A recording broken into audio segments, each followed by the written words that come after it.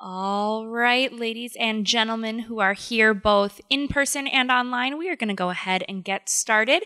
For those of you that have been to this Suburban Homesteading series before, welcome back. For anyone who has not, please say hello to our wonderful speaker, Jillae, who is the owner and founder of Wanderin Barefoot Farm, which was established in 2016. Tonight, she's going to be highlighting fall gardening.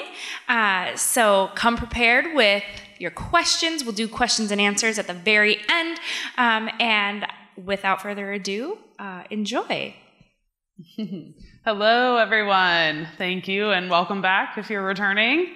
My name is Jillae, as you just learned, and I'm the owner and founder of Wanderin Barefoot Farm with my husband, Wes. So welcome to fall gardening. We're kind of already stepping into fall, but there's still time to do things. So if you haven't done anything yet, you're not too late. This slide, ignore the crazy numbers that are going on. But we've already had, this is our third class. Our next class is next month. We're going to be doing preserving your harvest. So that's going to be all sorts of canning, different ways to preserve your herbs. I'm going to teach you guys how to preserve your eggs if you have chickens. There is a way to preserve them through the winter, which is kind of wild. And then in November, we're going to talk about raising chickens. November is actually the perfect time to start thinking about that for the spring. So that's what's coming up next for you guys. And this is a little bit about my family. That's my husband, Wes, and I, and Wyatt is the baby in this picture, but he's now 3. So, and then Archie just turned 10 months old. So that is our little crew. We got some farm hands. They're not very useful yet, but we're getting there. All right, we're gonna start with the last frost date. So as you guys probably know, in our zone, we do have a last frost date. This year it is predicted to be October 12th. So I always kind of take this last frost date with a grain of salt. I pay attention to the weather, see what's coming up. So far I can look almost to the 12th and I don't see anywhere near freezing yet. However, it is starting to dip quite low at night. So for the first frost date, I always say to just kind of watch the weather closely as anywhere around the date that's predicted, because sometimes it can go over quite a few weeks before we actually have our first frost. It is important to check though daily, especially if you still have things on the vines, if you guys still have tomatoes and all of those things, because one frost can wipe out the rest of your harvest. So it's important to watch those. Last year we did have a frost that hit that wasn't told to us on the Weather Channel. So, and we had one in spring as well. So it's just important to kind of pay close attention as much as you can to the frost date. So that's the first thing you need to know about fall gardening is when your frost date is. Right now we're still doing harvesting. So if you have gardens at home, you should still be harvesting into the season. And there are some things here that you will be harvesting into the fall as well. So I wanted to start with what you're still harvesting and what you can still harvest if you are planting gardens. So squash and tomatoes, eggplants are coming into season right now. You've probably, if you have them, you've been harvesting them already, but they're still good to go for a while. They do like the cold weather. Leafy greens are still being harvested right now as well. Apples and grapes are what we're harvesting currently. This picture is a picture of this year's first bunch of grapes that we harvested on our farm. We have 7 vines. We lost 3 last year, unfortunately, but we have 7. We've already harvested probably 300 pounds and the vines are still full. So I'm not really sure what we're gonna do with all these grapes. I turned most of it into jelly. And that is kind of like our signature jelly from the farm is the grape jelly. It takes me months to do that, however. So, sorry? The grapes aren't really necessarily great for just eating right off the vine. They do have a seed in them. They're quite bitter on the outside, but once you squish them down and turn them into the actual juice and add sugar, it tastes just like, you know, Concord grape. But they're a variety of Concord, so they're not quite great for just eating. But I would sell some for you, yeah, if you want to make grape jelly. Yes, you can also try wine. They are sweet, but I feel like it'd make a decent wine. We haven't tried the wine yet. I did want to try this year, but I haven't gotten around to it quite yet. But I think it would make good wine as well. So yeah, grapes are big at this time of year, and apples. The big important things about apples and grapes, if you have apple trees and grape trees, or grape vines, is to harvest them before all the birds and the bugs get them. So as soon as they're ready to harvest, you want to try and get as many as you can, especially with grapes. If you decide to add grapes to your backyard, the bees, the birds, anything that can grab those grapes, my ducks even jump up and grab them, they will be eaten quickly. So it is important to harvest those quickly. This year with our apple trees, we did lose all of our fresh buds that were going to be apples this year. We had that late freeze in spring, and we didn't know about it, so we didn't cover our trees, and unfortunately we're not getting any apples this year, which is a big bummer, but it happens, and that's why you got to pay close attention. Zinnias are still going right now. Zinnia is a flower, if you're unfamiliar. Zinnias will bloom until late fall. They are great to leave on the stem if you want to collect seeds for the following year.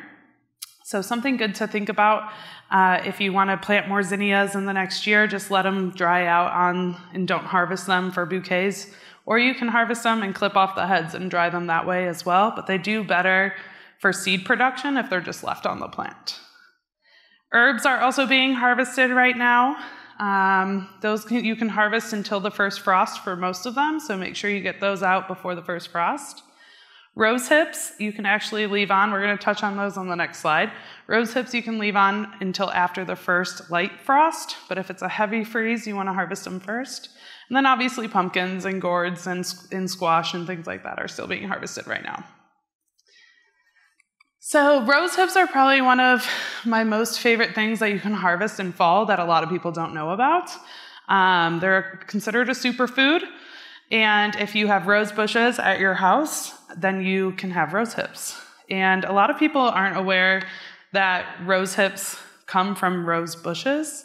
So I wanted to bring this up for you guys today. They are the fruit of the rose bush. The rose hips are produced from rose buds that are not harvested. So you do have to not harvest your rose buds that come out. You do have to leave them on for you to get these rose buds. They are edible and extremely medicinal. They have high levels of antioxidants in them. They say that they have more vitamin C than oranges. They have vitamin E, B, and F. They reduce inflammation throughout the entire body. They're really good for osteoporosis and also issues with muscles. So they really help reduce the inflammation. And they're great for your skin also. If you turn them into some sort of cream or anything to go on your skin, they're great for your skin. So you do harvest these after the first light frost, like I had previously mentioned. So you can leave them on until then. They will turn this red color, and they usually turn the red color later into fall. So they might be a little brown, might be a little off-colored at first, but they will turn into this beautiful red color. So when you harvest them, what you're going to want to do is either dry them whole, and the way to dry them whole is just to spread them out and literally let them dry, or you can use a dehydrator. I do not suggest putting them in the oven. I don't suggest putting anything in the oven to dry it because the oven heat really sucks out all the vitamins and nutrients from the plant. So a dehydrator or just air drying is the best way. One thing to know when you split these rose hips, kind of like an artichoke, they have a lot of tiny hairs in the middle of them.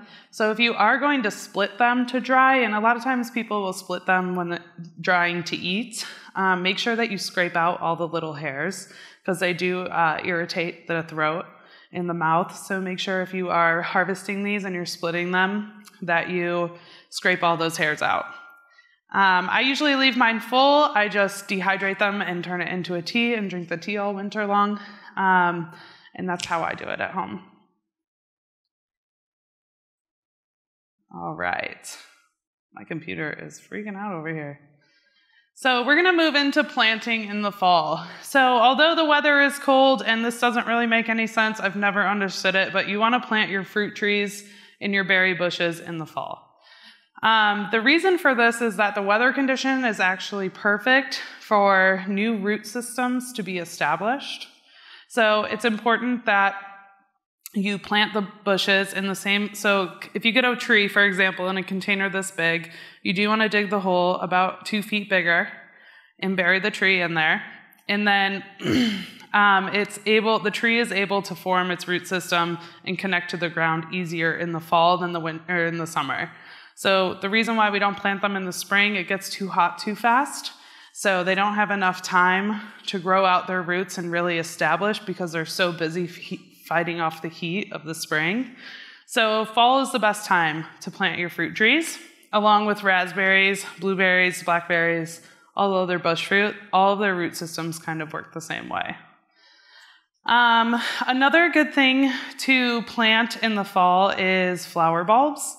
So you want to plant your crocus flowers. Crocus are a really beautiful flower that come out. They're the first flower that come out in spring. So they'll actually come out when there's still snow on the ground. It's kind of like our first sign on the farm that this weather's going to turn when it feels like doom and it's never going to end.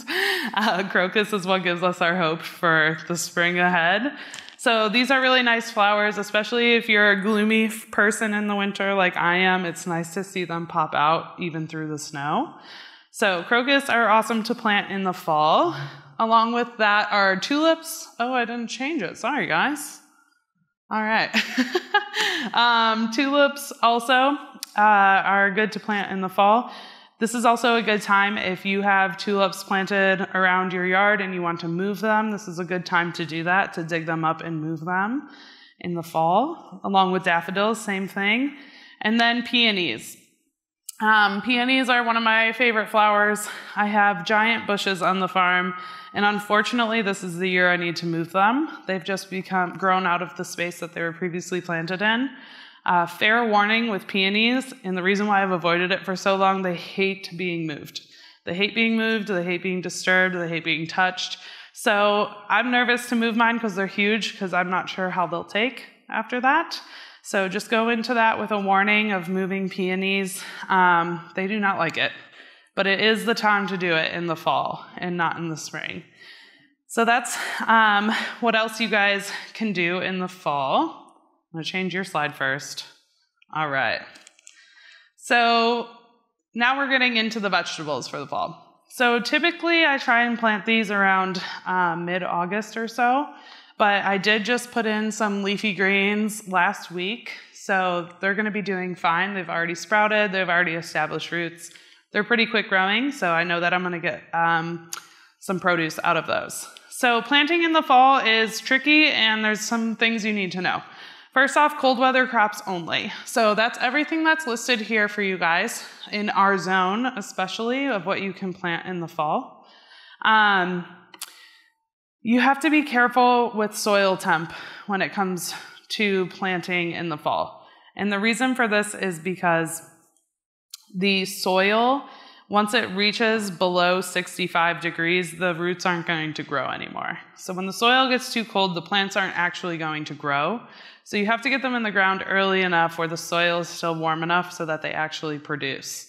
So if you plant when it's too cold, like this next week it's going to be 80, which will heat up the soil. But if you were to plant, if it was in the 50s all week this week and you were to plant, you're probably not going to get anything because the soil's cooled down. I haven't found a way to really test the temperature of the soil, so I've never done it, but I've always just kind of gone off of the recommendations, which is usually mid-August, all the way until mid-September. So there's still time now. What I would do now is maybe spinach, lettuce, and kale, things that are guaranteed to grow in colder weather. But yeah, with fall gardening, you just have to make sure that the soil is prepared and ready and still warm enough when you're planting. You need to make sure also with frosts that you have some sort of frost plan. So when the frosts hit too hard in the fall, which most of these can withstand frosts, but if it gets frosty, like if it hits the 30s and it's pretty consistent through the 30s, you are going to lose things like carrots. They're going to get soggy. They're not going to grow anymore. Onions, same thing. They're going to freeze and then they're going to get soggy. So that's why carrots, onions, good to plant a little bit earlier so they do have time to establish that root system. Turnips and broccoli and cauliflower do quite well, along with kohlrabi. Those can handle frosts pretty well into the ground. They can handle a lot more stress than the rest of the things that are listed here. Sorry, let me see here. So those are okay also. There we go. To plant a little bit later. As long as you're getting the established vegetable growing before the freeze happens, you're going to be okay. If the freeze is happening and your plant is not established yet, you're probably not going to get anything off of it. So that's just the biggest thing to remember, is you want to plant earlier rather than later, just to make sure that your plants are established and they'll keep growing through the fall. But you can get an entire whole garden out of the fall planting. And I feel like a lot of people, like, come this time of year, they all just kind of stop. You know, you've harvested all your summer vegetables and you're like, okay, that's it, I'm going to start cleaning. But so many people forget that you can get like an entire another season out of the season with fall planting. So fall planting is actually one of my favorites. I actually prefer fall planting over summer planting, mostly because it's not so hot. There's not as many bugs. So it's a lot more enjoyable to be planting in the fall. It does come with its own set of challenges. It'll kind of take you a while, depending on what you're planting in. If you're planting in pots, raised beds, just straight into the ground, it'll kind of take you a while to establish what's going to do well where. For planting in pots and in raised beds, the soil will stay warmer. So you do have an advantage if you have raised beds or pots that you're planting in. So things like carrots and onions, beets that are going to be a little more sensitive to the hard ground frosts, you might do a little bit better in a raised bed. The raised bed temperature stays warmer, obviously, because it's raised off the ground. So that is a good thing to know as well. Raised beds, I feel like you can plant a little bit longer in. And you can also turn those raised beds into cold frames, which we're going to jump into here as well. So cold frames are really cool. I don't know if anybody has ever seen these before. But cold frames are one of the oldest ways that people used to garden throughout the winter, especially, all the way back to the Depression era. Cold frames are basically a little greenhouse, essentially. They can extend your garden season greatly, and you can also use them in the spring. So there's two different kinds. You have these box ones here, which I think are the most common. And this is kind of what I'm saying when you can change your raised bed into one of these if you want. If you just attach the top piece, you could kind of make a cold frame in your raised bed. Otherwise, typical cold frames on farms are used with the garden beds and just turned into little greenhouses. But these are great to extend your season, especially into the fall. They also have a great ability to start your seeds in the spring because they are like little greenhouses. So instead of having giant seed rooms like I do with lights and all of that, if you don't have the space, cold frames are the way to go. You can actually plant your plants right into the cold frame if it's full of soil, and just remove those transplants out into the yard or into your garden, your bigger garden, come spring when they're ready to be transplanted. Or you can start them in little trays. This middle picture here has little seed starting trays in there. But yeah, they work amazing. They're also great as little root cellars as well. So if you harvest a ton of carrots and squash and things that you would typically store in cool, dark areas, you can also store them in your cold frame by just throwing a tarp over the top so the sun doesn't come in too hot, and you can use it as a little root cellar. You can also do this to extend your harvest. So like I said, once the cold weather hits, the vegetables stop growing. However, you can store them in the ground by using a cold frame. So things like carrots, for example, if you have one of these tunnels on it, or if they're in a cold frame, you can kind of leave them in there all season because in theory, they'll be protected from the frost. The soil temperature is going to be warmer if you have a frame like this, just right on the ground. The soil temperature is going to be kept warmer. Still be cold, but it's not going to be frozen. It'll be protected from the frost. So you can actually leave your carrots in there all season long and just run out and harvest them when you want them. Now, you might have some loss depending on how good your cold frame is and how secure it is from the frost, but that will really help you preserve your harvest, and you can do that for all the vegetables that were listed on the last page. The only things I don't recommend doing it for are broccoli and cauliflower. Although they're more hardy, they don't store as well on the actual plant. So things that are more so in the ground, beets, carrots, onions, those will, even maybe not even onions, they're a little sensitive, but you could try it. But definitely beets and carrots you can keep in the ground and just store them in the ground until you're ready to use with the use of a cold frame. Cold frames are really cool. They're easy to build. They're very cheap to build. It's just a tiny box and then an old window if you got it. I see windows on like Facebook Marketplace all the time for nothing. So really easy to build. And then these frames are also super easy. A lot of times they're just PVC pipe bent over, staked into the ground, and then a frost cover over top. You just kind of clip it in. So also pretty affordable. But yeah, cold frames, I highly recommend. If you can't get to it this year, definitely give it a shot at some point. They can really extend your season, and they're just so fun to mess around with and start seeds in and all that good stuff. All right, we're getting to my favorite thing of fall, is garlic. And garlic is my favorite thing to plant. It is mostly because it's super low maintenance and I don't have to do anything to it, and it gives out high reward. So I love garlic. I'm a huge garlic freak in general. I love garlic for cooking. I love garlic scapes. I just love garlic in general. It's amazing. So planting in fall is when planting garlic happens in the fall. So there's 2 dates to remember. Halloween is when you plant. 4th of July is when you harvest. So really easy to remember also. There is some variety in that with certain hardneck varieties, but for the most part, the general rule of thumb is Halloween and 4th of July. So I love that about it too, because it's so low maintenance. Those are the 2 dates I really need to worry about.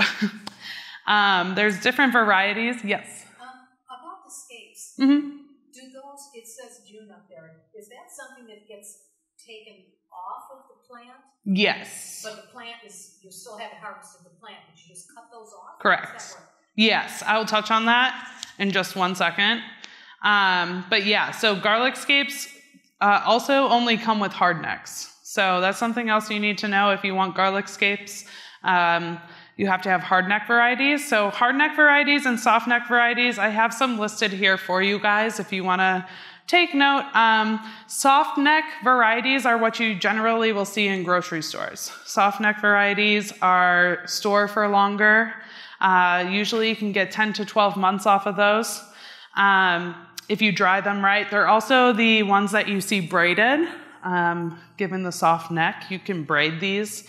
So they make really nice gifts. And don't be afraid of garlic. Garlic you can plant in containers, you can plant in raised beds, you can plant right in the ground. So you can grow garlic anywhere also. Just keep that in mind.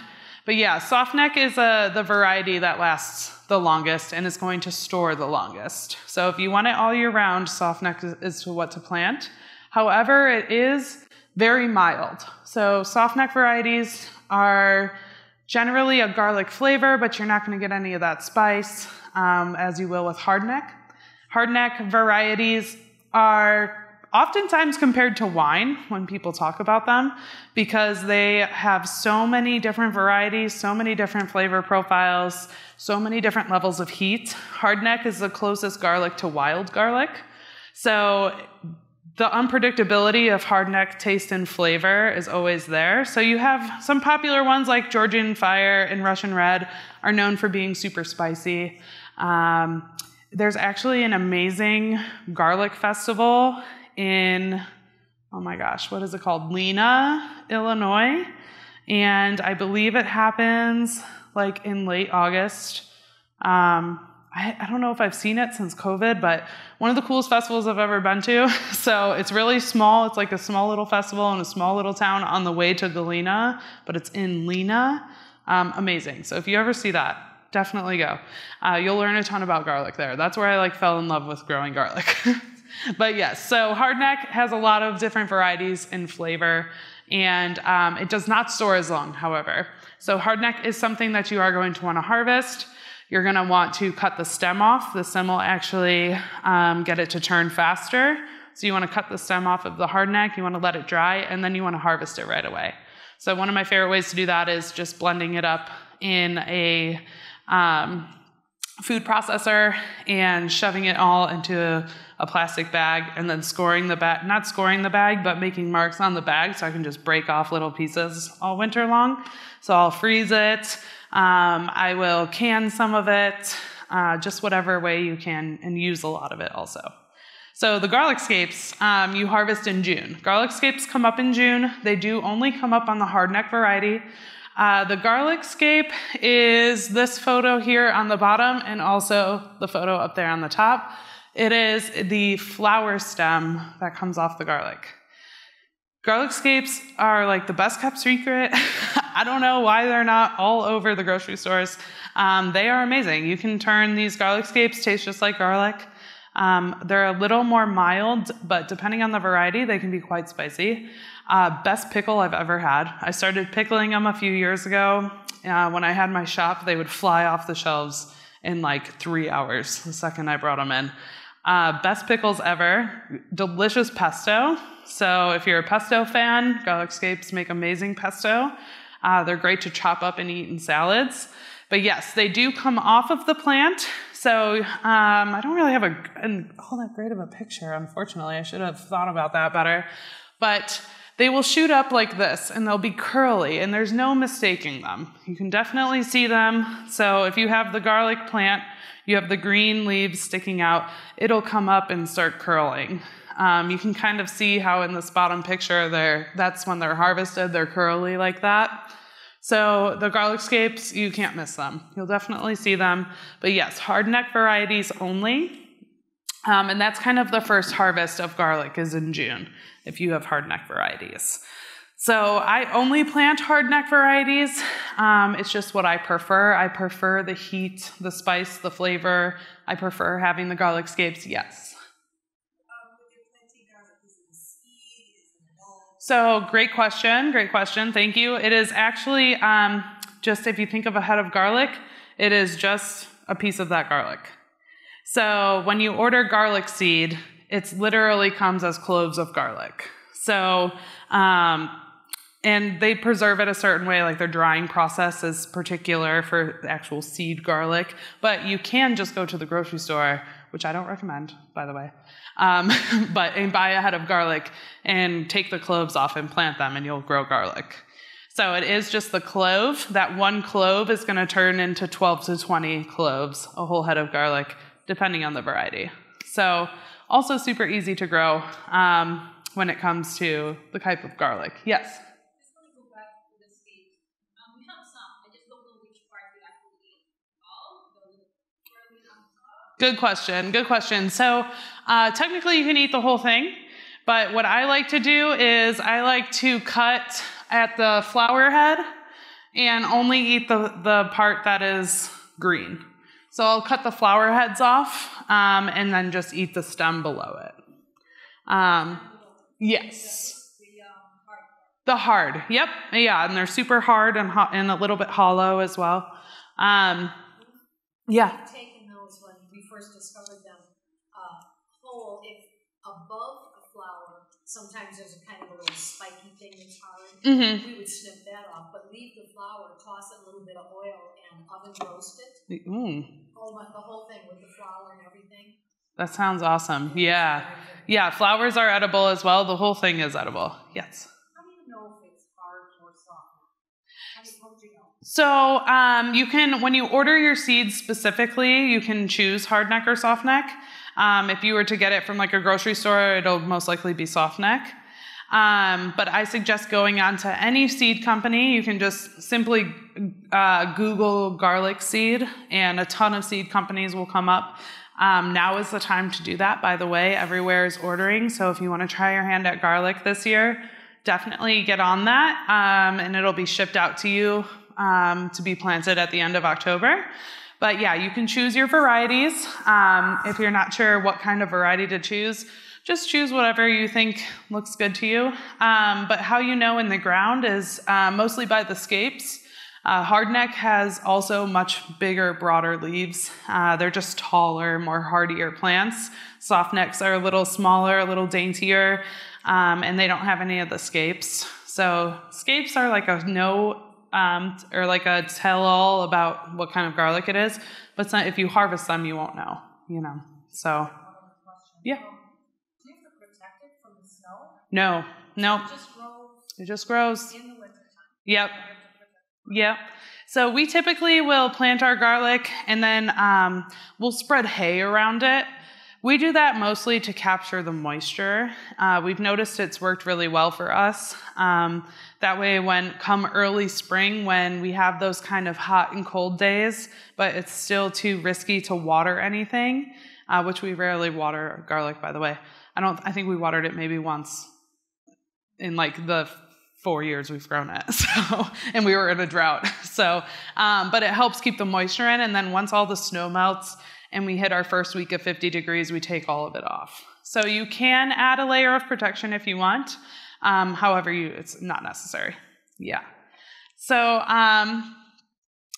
this next slide here is just kind of a little chart on garlic. It kind of compares the two. Is there a laser pointer on this thing? Is it the red button? Yeah? All right. All right. So the storage life up here, you can kind of see the difference between the soft neck down here and the hard neck up here. So very different storage lives on these. They do turn quick as well. Our first year doing hard neck, we did lose a good chunk of it just because I didn't process it in time. So definitely good things to pay attention to.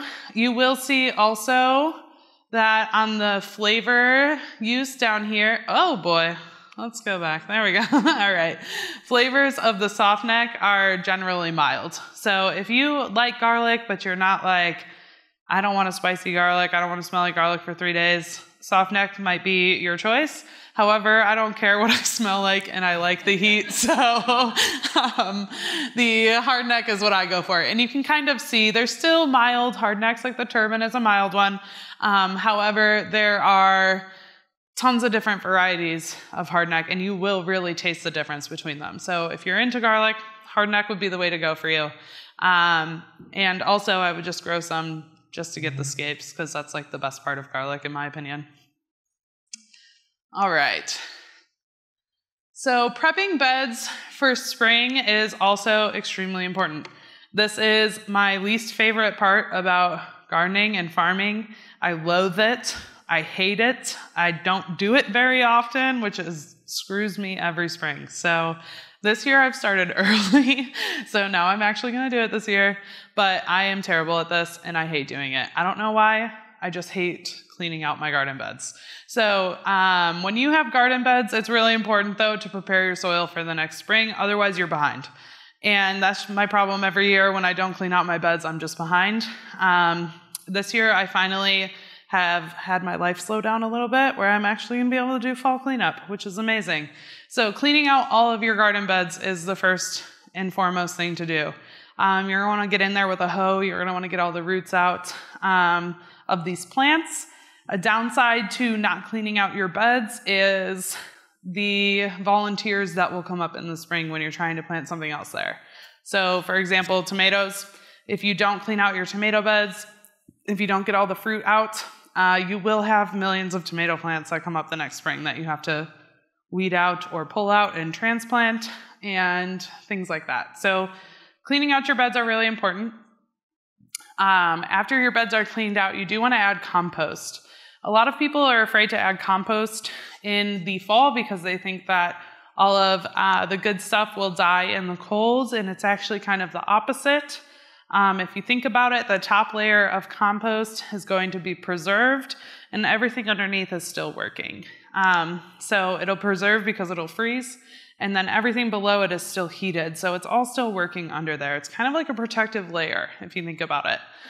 So add compost right away. It gives your soil time to adjust to the compost. It gets all those nutrients fed back in. I go as far as tilling it in.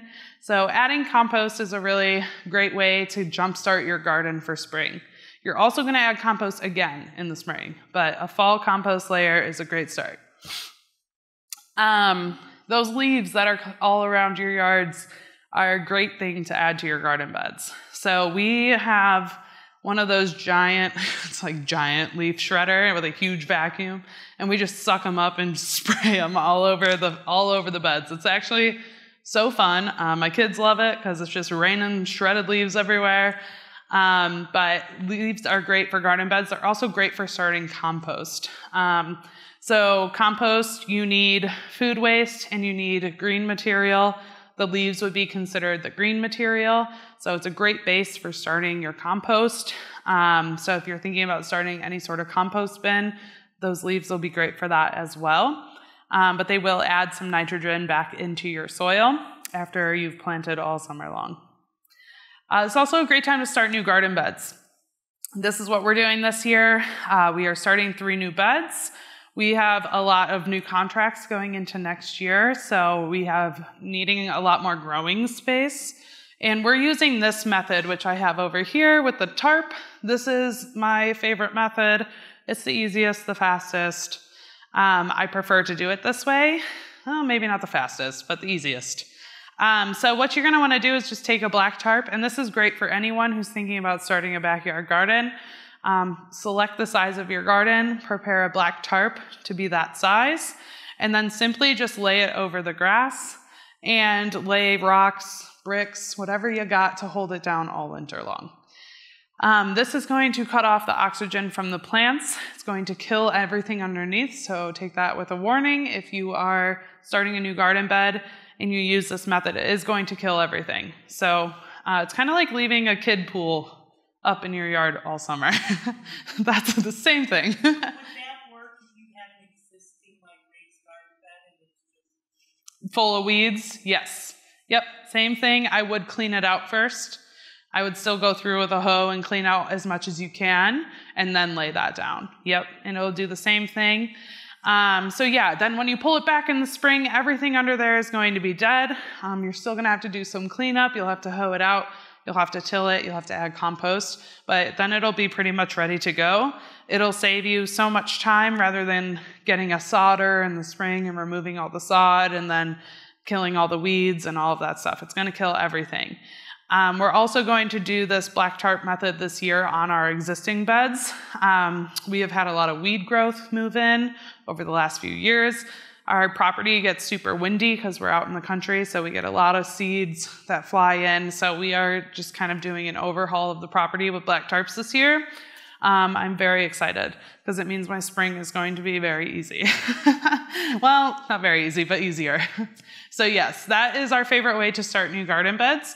It's also a good time to start thinking about the season ahead. If you guys want to start building your raised beds for the next year, kind of gathering that information together, setting a budget for yourself, getting ready to build everything to be ready for the next year as well.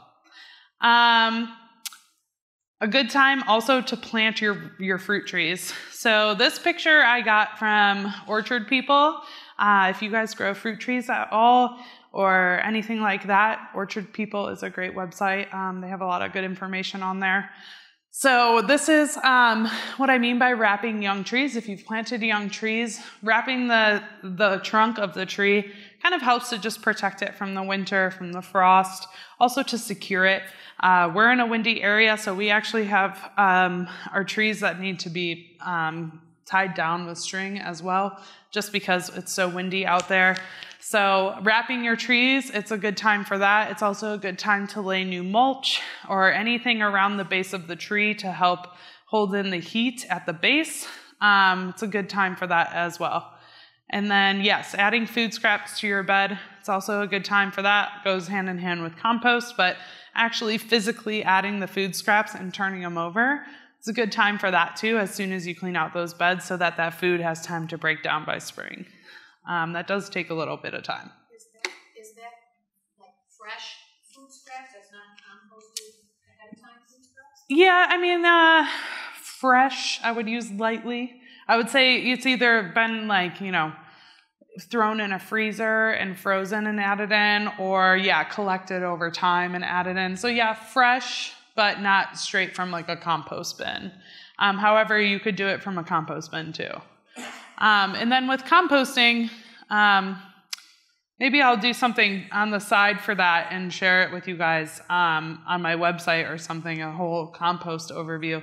But just a quick note on compost. If your compost smells, it is not balanced. Compost does not smell. So if you have smelly compost, something is missing. There's an element missing. You don't have enough green. You have too much food. There's not a good balance. So just keep that in mind. A lot of people get turned off from compost because they think it stinks, but it should not smell.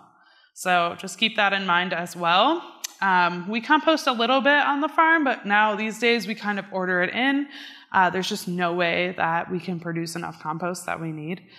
We need a lot more than our little family can produce. So we have to order it in these days, but composting is amazing. And if you have the ability, I'll definitely get into it.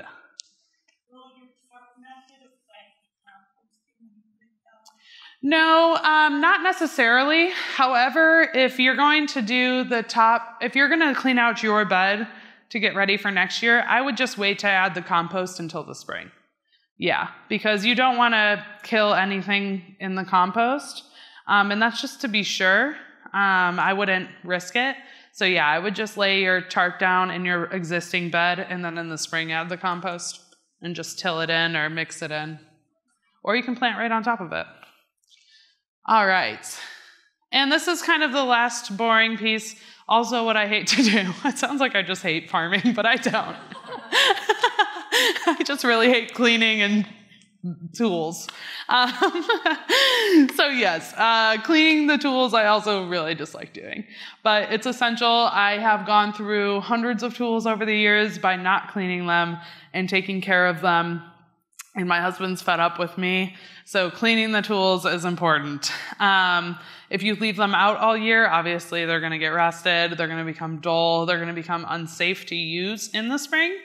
So it's a good time to clean all those up for the next year. Also sharpen all the blades on your tools, on your hose, on your shovels, on your mowing blades, anything that you use. It's a good time to sharpen those blades as well.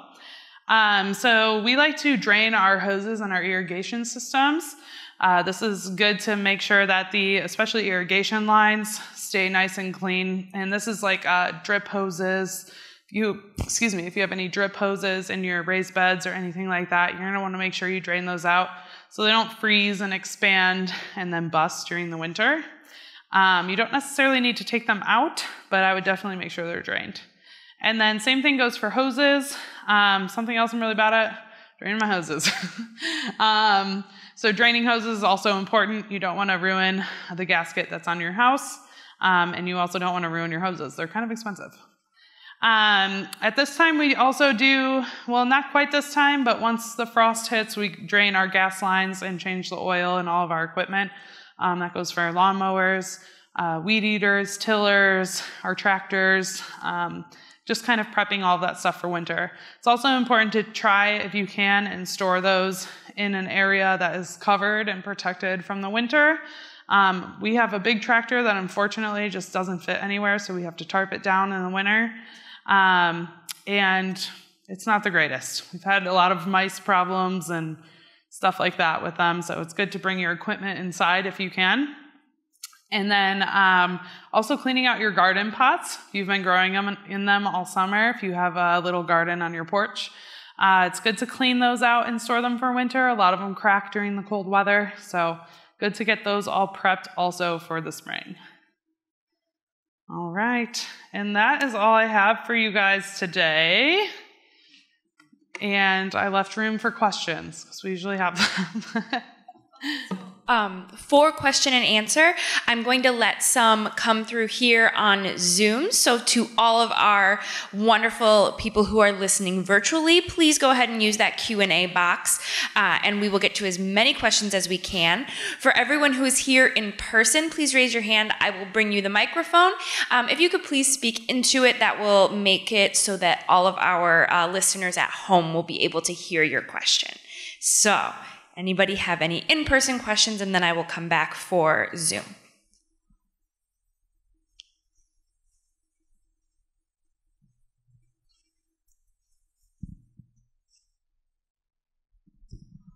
I'm interested in asparagus. Is Okay. that spring or is that something I can put in this fall?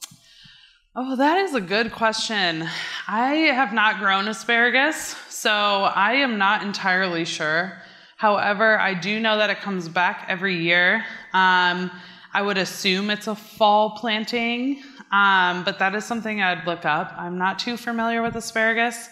I do know it spreads as well. So just make sure that you have a good plot for it so that it can spread out and get a lot of it eventually. And it takes a couple of years for it to develop. I feel like fall, I'm just thinking, like my gut's just saying fall, but yeah, I would look that up. Sorry, I can't help more. We have a question on the Zoom here. Can you harvest garlic later than July? And what happens if you don't harvest it in July? Good question. I have a bed of garlic from 2 years ago that's still hanging out that I haven't harvested. I just started mowing over it. You can harvest it later. However, at some point, it will start, once the fruit is there, once the garlic head is formed, and say you don't harvest it, I would say like August is fine, September is probably okay, but the longer you go and the colder the soil gets, it is going to rot in the ground once the frost comes. So if it's not protected by the freezing ground, it will rot in there because it'll freeze and then thaw and freeze and thaw. So you just want to get it before the frost. If you're talking like months after, I haven't gone that long with garlic that I've used. I just have those rows of garlic that I choose to ignore for years. And I haven't seen what they look like under there. But I would just try and get it before like the end of August if you can. Another Zoom question. If you clean out your pots, is it safe to store them outside under your deck? I guess it depends on what kind of pot you have. I would say to be safe, I would store them in the garage because mostly it's the cold that causes them to crack. So unless your deck stays pretty warm underneath it, it might be okay. But if it's still pretty cold under there, I would suggest putting them in your garage if you can. And we have an in-person question.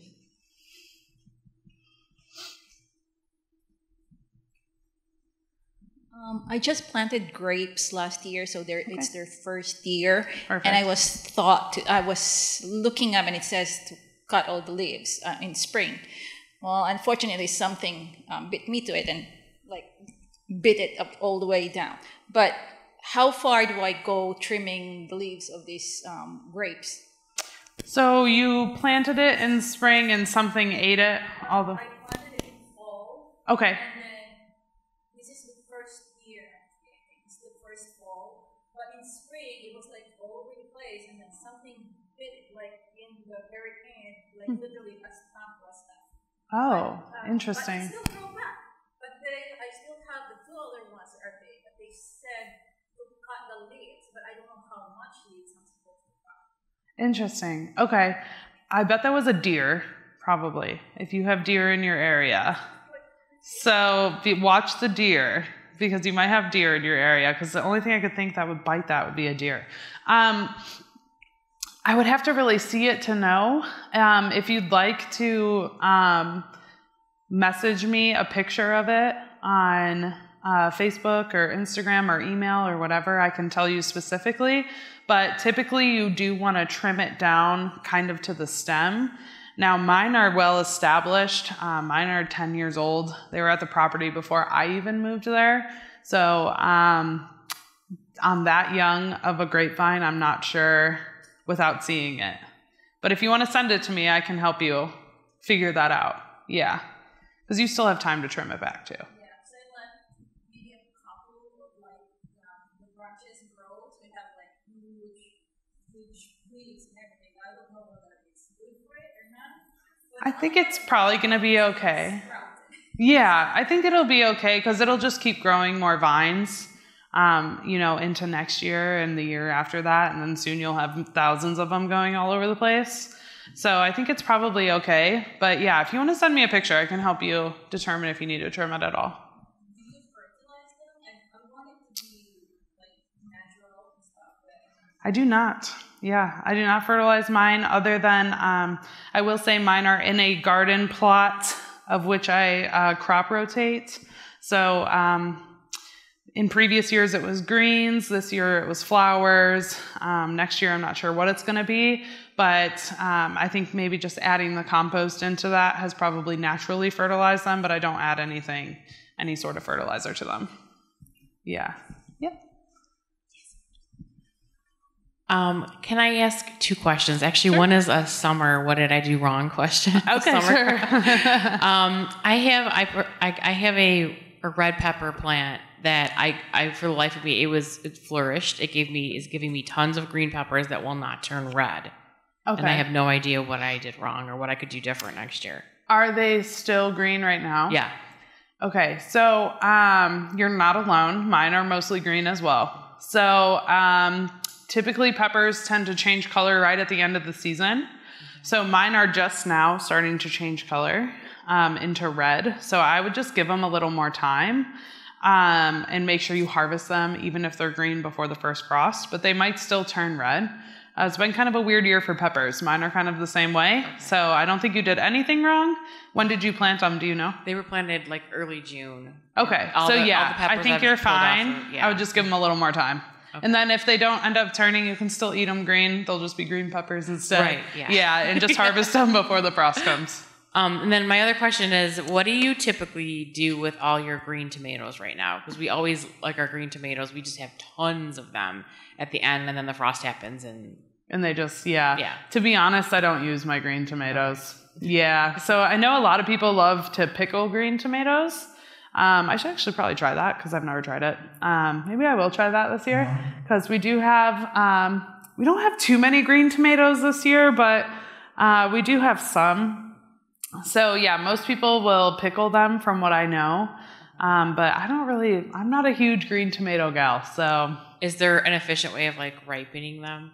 If they fall off the vine and they're fully green still? Yeah, I mean, the only way to like further ripen a tomato is just by leaving it out at room temperature. So if they're fully green and hard, they're probably not going to turn. Right. Yeah. Okay. Thank you. Yeah. When you're planting blackberries, blueberries, raspberries, do you have to protect them with some sort of a cover over the winter or? I do not with mine. Some people do. The only time that I protect them is in the spring when there's going to be a frost and they've already started to bud.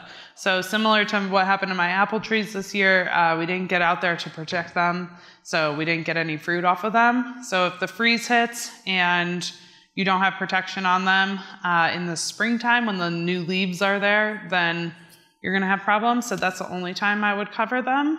Otherwise, they do well in the winter. They kind of go dormant. It helps establish their root systems a little more, so they don't really need to be covered. But new growth in the spring is when you want to make sure you cover them if there's a frost. All right, we have another question on Zoom about flowers. This listener wants to know, what is the best time of year to plant sunflowers, and do they need to be replanted every year? Good question. Sunflowers need a lot of time to grow. Obviously, they are ginormous flowers. They can get up to 12 feet tall. So depending on the variety, you want to plant sunflowers as early as you can. Definitely after the last frost of the year, I would add it into your May planting. June, like first 2 weeks of June at the very latest. I feel like that's even too late, to be honest. End of May is when you want to plant them because it gives them enough time. So sunflowers in our area are typically being harvested like end of June, early July-ish, typically is when I see them. And then sometimes you can harvest them all the way into fall, like now as well. But yeah, it all depends on the variety. So you want to make sure that you're reading the seed packet that you get to see when you need to be planting, how many days to maturity. That's going to tell you when they're ready to be harvested. because each variety is a little bit different, but definitely start them early if you want to have blooms throughout the year. I also suggest succession planting with sunflowers. That way you can harvest them all the way into fall. Succession planting is just when you plant one like the last week of May, and then you plant more the first week of June, and then the second week of June, so that they all bloom at different times. That way you can keep harvesting them. But yeah, earlier the better with sunflowers. We have a listener here on Zoom who has a comment about the green tomatoes. They know a gardener who pulls the whole tomato vine out at the first frost and then hangs them in their garage, and by Thanksgiving they have red tomatoes. Really? So oh, interesting. That's so cool. Something to try. Yeah, definitely. That's awesome. Right. We have time for 3 more questions. So I've heard of like this method of planting, and I don't think it's called guerrilla gardening, but it's like it's basically where you plant certain things near each other to like boost their growth more efficiently. Do you have any insight to that? Yes. Do I do things like that? Yeah, like do you know any tips for that maybe? Yeah, so I think in our last one we went over companion planting. So yeah, really, there's a ton of charts online that you can look up. But for example, like tomatoes and basil go great together. Marigolds are great to plant all over the garden because it's going to attract the bugs to the flowers, not to the fruit of your plants. Yeah, there's tons of companion plants that, off the top of my head, I can't remember them all, but every plant has a companion. And they also have enemies. So there's plants that you don't want to plant next to each other as well. Because they'll suck too much of the same nutrient. But yes, if you look up the charts online, it's called companion planting. There will be hundreds of charts for you that you can see what you want to plant and base that off of your specific garden needs. Yeah, of course. For the first time, I did containers, and the whole thing failed miserably. Oh no! And I had done the square foot gardening mix. That's a third peat moss and a third compost and a third vermiculite. And I had done everything that I was supposed to do. Nothing grew. All my plants died. I didn't know if I watered them too much. I didn't know if I watered them not enough. And it was. I had 3 pepper plants that I planted, and none of them did very well, and they were like just stayed this tall forever and acted like they were petrified. And I took them out of the container and put them in the old icky dirt, and now they're growing like crazy. Mm-hmm. I was just going to say. And they've got peppers on, they've even got little jalapeno peppers on them. Good. And, but none of my tomatoes produced anything. I literally got one little tiny tomato off one plant, and that's all I ever got. And then they all died. And my husband, who plants tomato plants and peppers on the side of the garage where you're not supposed to put anything, he's got crazy peppers, crazy tomatoes. Yes. And so I'm not quite sure what I did wrong. I still want to learn and do better next year. But I have a question about compost. Yes. And that is, when I was reading about it, they were saying that unless you have your own compost that you made, you should use at least 5 different kinds of compost. I could only find 2. I found cow manure and I found mushroom compost. Okay. And I couldn't find any other compost that I could buy anywhere, so I mixed those 2 together. And you mentioned something about, getting your compost, you bring it in. And I was wondering, what kind do you use? So I use in organic. So first off, with your boxes, the problem there wasn't enough nutrients in that soil. The peat moss and the vermiculite mixed with the compost, there wasn't enough compost. So next year I would just do compost and forget the rest because there wasn't enough nutrients for the plants. Secondly, I bring in truckloads of compost. So I use organic material compost, plant-based material. I do not use, there might be some mushroom compost in there, but I don't use cow manure. It's just a personal preference.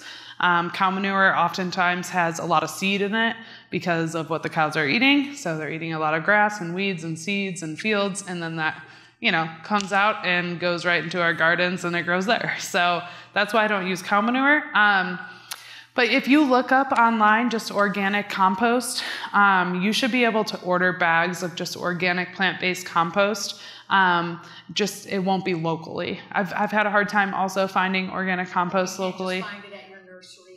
I mean, you could. I'm sure you can. Also, grow shops, specialty grow shops, have a lot of different soil types.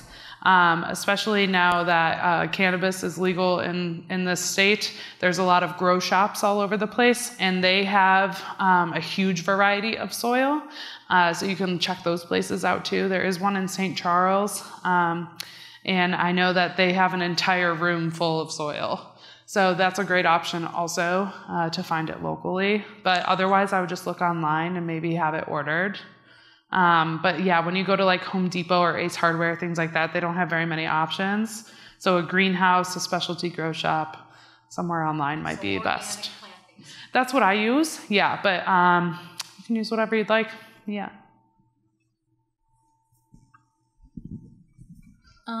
We have a cherry tree. It was like probably the third year last year. Okay. And it has some cherries. We didn't get to eat the cherries though, the squirrels. Yes. They're this quick. This year there was nothing at all. No flower, no nothing. Yeah, it was probably the same thing that happened to ours. We had that early frost in the spring that sprung up on us that no one knew about. So what happened was your cherry tree was probably budded already, and then the frost killed it all. So. And another question. We have a mulberry tree and a cherry tree, and there's a plot in between, maybe this long, and I've tried to prepare it. Nothing grows. Like, I tried to put flowers, I tried to put... In between the trees? In between the trees. Okay, there's probably a few options for that, depending how much sun that area is getting with the trees. Morning sun on it. So you might have to plant more shady things there. So you might have to do more shrub type things, or there's like an English daisy that does well in shade as a flower. So you might still need more shade tolerant flowers in that area. It also might not have a ton of nutrients because of the trees right there. Those trees have roots, that are going so far out and they're sucking all the nutrients out. So it might not just be nutrient dense enough for whatever you're planting there. So you can add some compost on top if you want, or dig the hole and add some compost in the hole when you're planting. But yeah, you might need to try more shady, because morning sun typically, would you say 5 or 6 hours, or not even? Yeah, so you'll need a shade plant for that area. That's not so much veggies. But maybe some herbs would do all right. I haven't had much success with shade and vegetables. Yeah, they almost always need. I have looked very heavily into mushrooms. We've started a couple plugs of mushrooms just to try it out and see. My husband loves mushrooms of all kinds. I'm like getting there, but still a little scared of them. So we did try some shiitake, some chicken something. I don't know if you guys know. Thank you. Chicken of the woods. And there's one other one that he did. But we do go morel hunting in the spring, so that's fun. But yeah, mushrooms might do well back there. My problem with the mushrooms, they said that you have to cook the wood. Yeah, so you need to have logs, and the mushrooms come in little plugs like this, and you drill into the log with a hand, just a drill, and drill holes into it, and then you plug them. Then you actually put a little wax over the top of it. And yeah, then you can place them and they'll grow eventually. There's a lot more steps than that. It's a very complex process. But the tools you need are pretty simple. So if you just research it a little more, you don't need a whole lot to start the plugs. Yeah. All right, thank you so much, everyone, for joining us tonight. If we didn't get to your questions, I am so sorry. We are simply out of time, but I do hope that you will join us next month for our next installment of Suburban Homesteading. That is going to be our Preserving Your Harvest, which is on Tuesday, October 24th at 7 p.m., same place. We will also be on Zoom. And I hope you have a lovely night, a safe drive home, and we'll see you next month. Thank you, everybody. Have a good night.